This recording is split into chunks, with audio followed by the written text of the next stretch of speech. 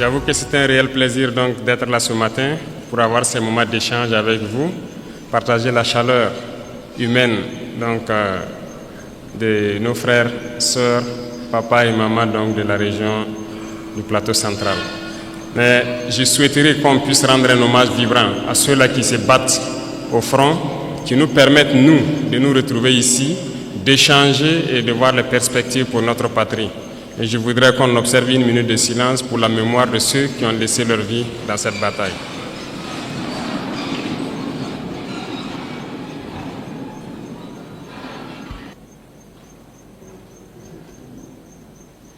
Je vous remercie.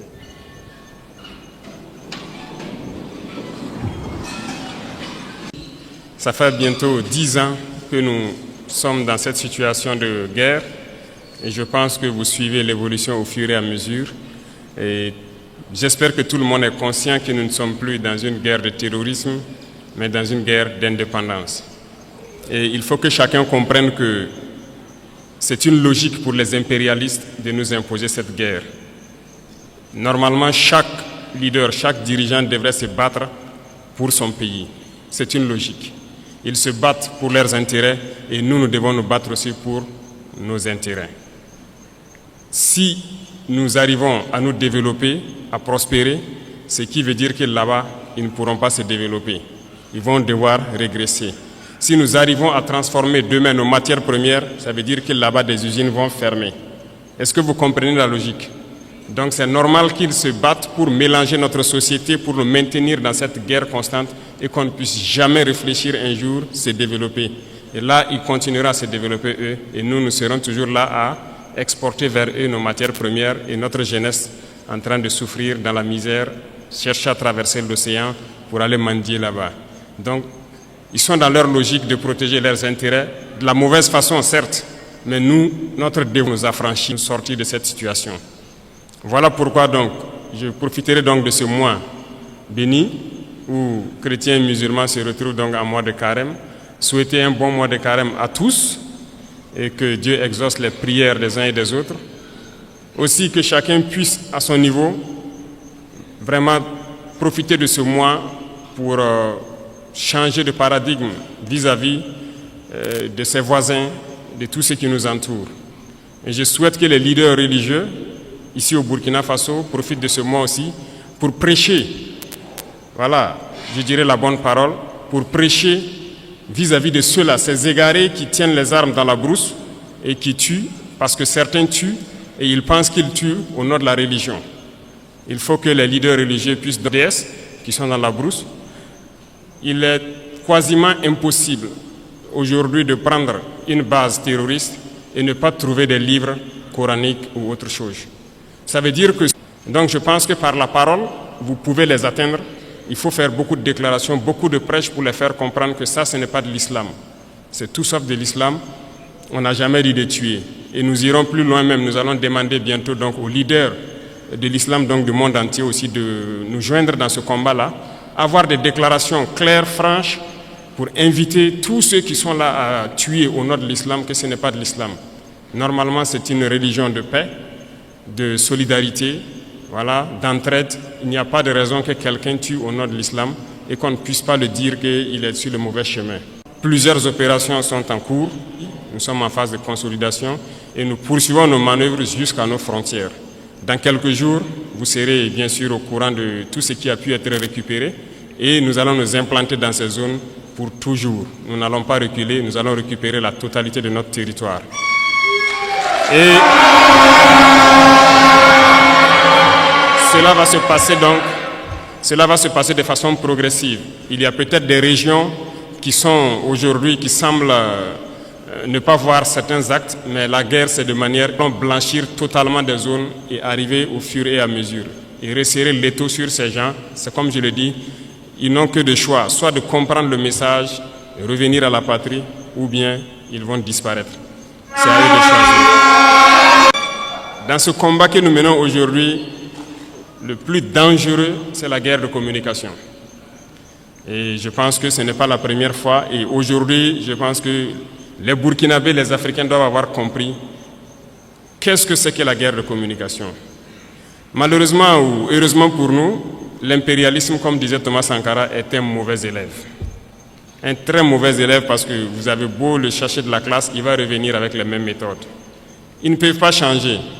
Et souvent, ça devient du ridicule. Quand vous prenez aujourd'hui les médias impérialistes, vous voyez ce qu'ils publient. Ils ont procédé par la même méthode pour mettre le feu au Rwanda, par la même méthode pour détruire le Soudan, par la même méthode pour détruire l'Afrique. Ça ne va pas prendre. Et aujourd'hui, je pense que vous êtes bien conscients, ils sont très forts dans manipuler l'information, créer du faux tout autour. Et tenez-vous bien, ces mêmes médias, je le dis aujourd'hui haut et fort, surtout Jeune Afrique, nous ont courtisés au tout début, 2022-2023. Ils sont passés par plusieurs.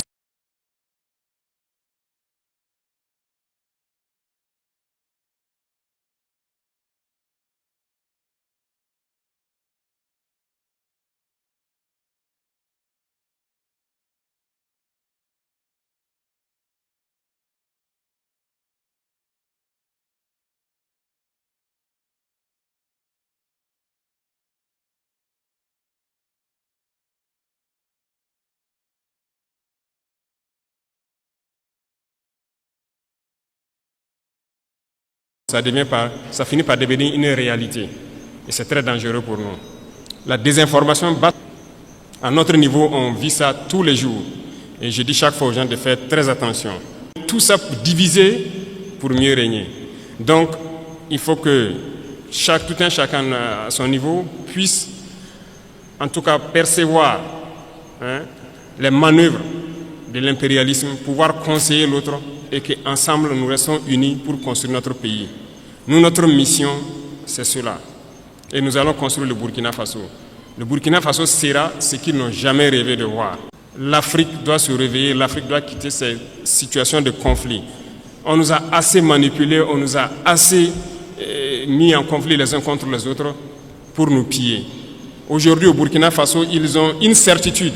Le terrorisme, c'est presque fini. Qu'est-ce qu'il faut faire? Soit créer une rébellion ou créer une guerre civile. C'est ça. Et ils sont dans la manœuvre pour ça. On les attend. Et il faut que chacun, à son niveau, fasse attention. Parce que si les gens se laissent manipuler, on va les aligner, on va les allumer comme les autres aussi. La manipulation ne doit pas passer. On a un objectif à atteindre, on va atteindre l'objectif. C'est la mission qui nous est assignée actuellement. Et je vais inviter donc tout un chacun à prendre ça en considération parce que l'impérialisme a plusieurs visages. On parle des impérialismes, voilà, qui sont hors du continent, mais il y a des impérialistes au Burkina Faso ici. Quand il s'agit de dire certaines choses crûment, il faut le dire. Ça va faire mal, ben on va se demander pardon, mais il faut qu'on se dise la vérité pour pouvoir avancer. Il y a des gens au Burkina Faso qui ne veulent pas voir les autres évoluer. Il y a des gens qui veulent rester eux seuls au sommet. Non. Nous avons décidé de rendre l'État un peu plus fort et de partager les richesses. Parce que l'intoxication a commencé déjà quand on a commencé à mettre en place l'initiative Faso Mebo. Beaucoup d'entrepreneurs ont commencé à intoxiquer la jeunesse et tout ça. Non. Nous, on a donné des marchés. On a donné des marchés de route, non? On est à quel niveau? Les taux d'exécution, pour la plupart, ce n'est pas bon. Le ministre a fait dernièrement une sortie, une tournée. Vous avez tous suivi à la télé. Ça ne va pas trop. C'est lent. On demande aux gens de s'unir. Nous-mêmes, on a essayé de mettre des gens en groupement. Ils ne veulent pas travailler en groupement. Ça veut dire qu'on les unit d'une manière ou d'une autre pour qu'ils puissent aller vite. Nous, on ne va pas attendre les caprices des uns et des autres et que le Burkina doit se développer dans 500 ans, 1000 ans. Non. Nous, c'est dans 5 ans. On veut voir des trucs assez significatifs. Donc, si vous vous unissez, vous aurez plus d'équipement et vous pourrez travailler plus efficacement. Résultat de course, on est en train d'équiper l'ONBA, la Sonater. Voilà que tout de suite, les gens demandent l'eau. On est obligé de faire nos barrages nous-mêmes, curer ce qui est là et creuser des points de nous-mêmes. Voilà pourquoi on a payé les équipements pour équiper l'ONBA. Ils sont déjà à RDG sur la route de Bobo pour faire les premiers barrages. Deuxième chose, ce sont les banquiers. Aujourd'hui, ça nous revient encore beaucoup que beaucoup de banquiers refusent d'accompagner ceux qui gagnent des marchés de l'État et tout ça. Bon, on est là-dessus, il faut que les gens changent de fusil d'épaule. Parce qu'il y a un banquier dans la salle, je ne sais pas, il n'y en a pas, d'accord. Donc vous les rapporterez, les banquiers. Il faut que ça change, parce que beaucoup de banques fonctionnent avec l'argent de l'État. On a demandé aux banquiers de rétrocéder une partie, donc c'est ce qu'on appelle les dépôts à terme, les DAT. Ce sont les sociétés d'État qui déposent leur argent dans les banques. On veut notre argent pour faire du travail. Les gens trouvent qu'ils ne peuvent pas donner l'argent parce que ça va affaiblir leur banque. Mais chaque année, les banques ont réalisé tant de milliards d'intérêts nets. L'autre jour à la télé, j'ai regardé une banque qui fait aussi des milliards d'intérêts, ils se partagent. Non. Soit on se comprend vraiment autour d'une table, ou bien nous on va passer à une autre méthode. Et ce matin, je tenais à faire cette déclaration pour que vous compreniez que la bagarre qui va commencer, la poussière va se soulever comme on aime le dire. Mais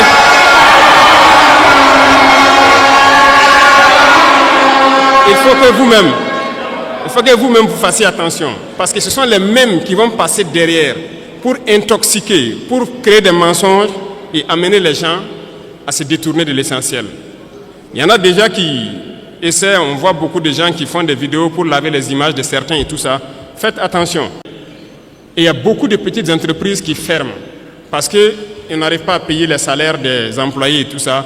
Ils ont des factures déposées au trésor, on n'arrive pas à payer. Mais c'est ça, on dit de donner une partie de notre argent en banque. On va payer ces entreprises pour qu'ils puissent fonctionner. Et les gens sont en train de réfléchir avec l'argent. Vous pensez qu'on peut laisser ça comme ça? La dette intérieure là, on va payer ça. Cette fin du mois là, l'argent là va rentrer. On a demandé juste un pourcentage. Ce n'est même pas tout l'argent qu'on veut retirer. C'est un pourcentage qu'on a demandé pour le faire. Et ça réfléchit beaucoup. Certaines banques ont répondu, félicitations à eux, mais la plupart des banques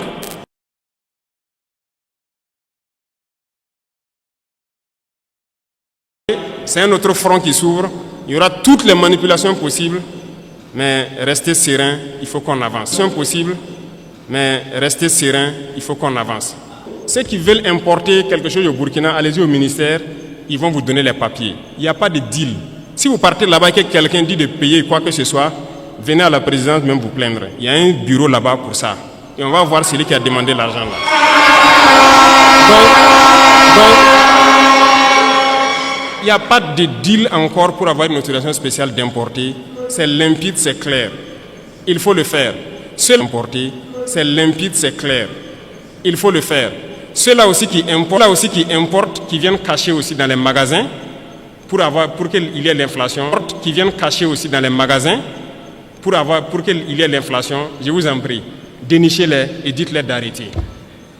On ne paye pas venir cacher, attendre qu'il y a le manque pour sortir et puis mettre des prix assez élevés. Ils n'ont qu'à arrêter ça. Je pense que le ministère a lancé pour dénicher les magasins que les gens ont construits dans les non-lotis là, pour stocker. Ah, si on prend là, on va vendre gratuitement et verser au trésor. C'est ce que j'ai donné comme instruction. Donc, déclarer les magasins et on va avancer.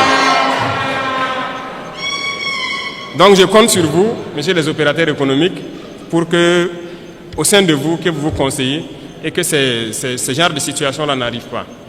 Les gens retiennent. Ils attendent qu'il y ait le besoin et maintenant ils sortent, ils mettent un prix pour avoir... Ça, c'est même pas bon. C'est pas bon. Je ne pense pas que c'est une fortune que Dieu va bénir. Il faut qu'on fabrique beaucoup de choses sur place. Moi, je suis persuadé que ce soit tricycle électrique ou motorisé, on peut fabriquer. Donc, on veut donner de l'espace à nos jeunes talents pour s'exprimer. En fait, on est en train de vouloir construire un grand centre où on va faire passer des gens et les accompagner pour s'installer. Et ce sont des gens qui vont voir tout ce que nous consommons au quotidien.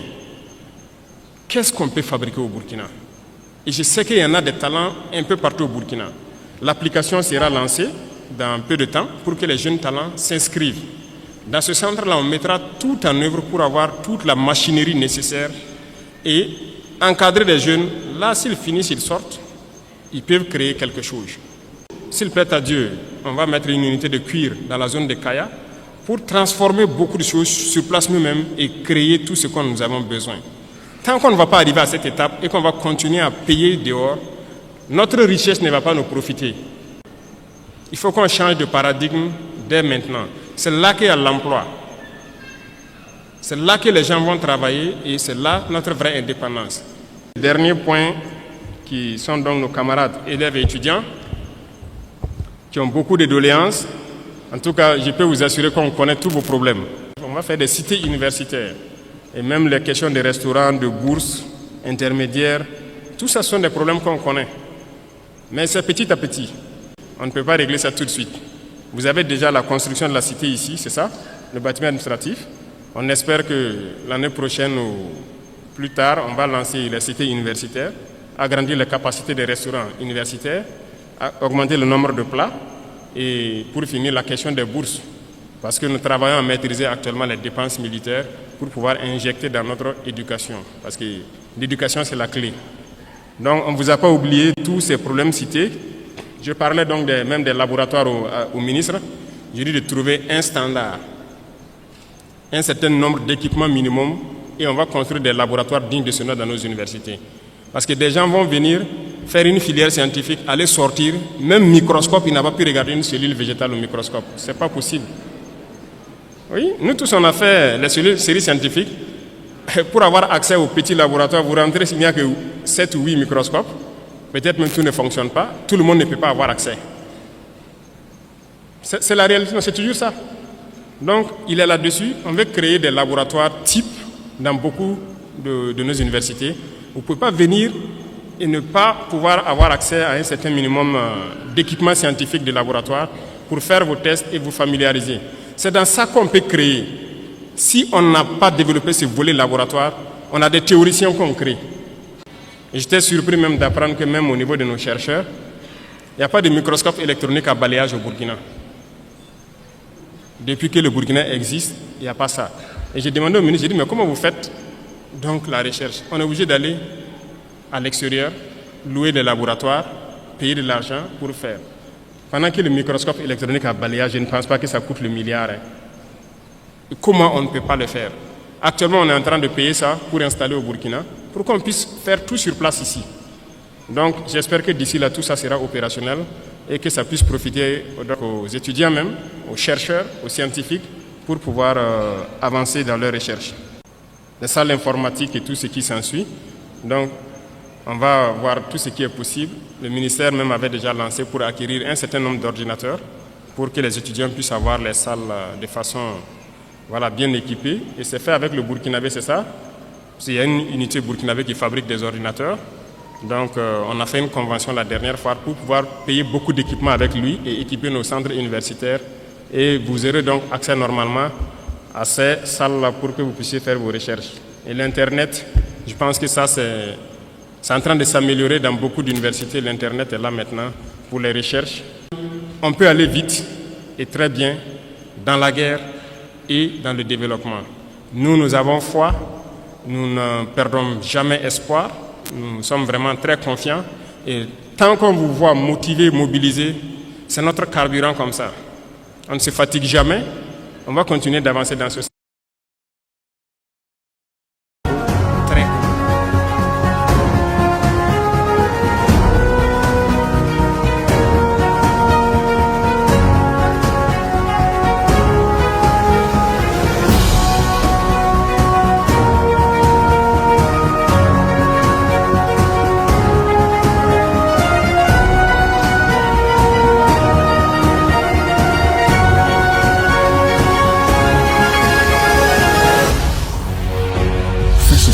Une autre facette de l'information au Burkina Faso.